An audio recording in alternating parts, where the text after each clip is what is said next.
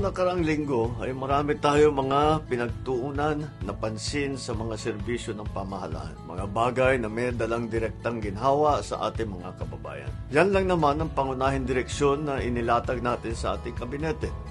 Paano ba natin pagiginhawain ang buhay ng bawat Pilipino? Di man perpekto at marami pang kailangan ayusin.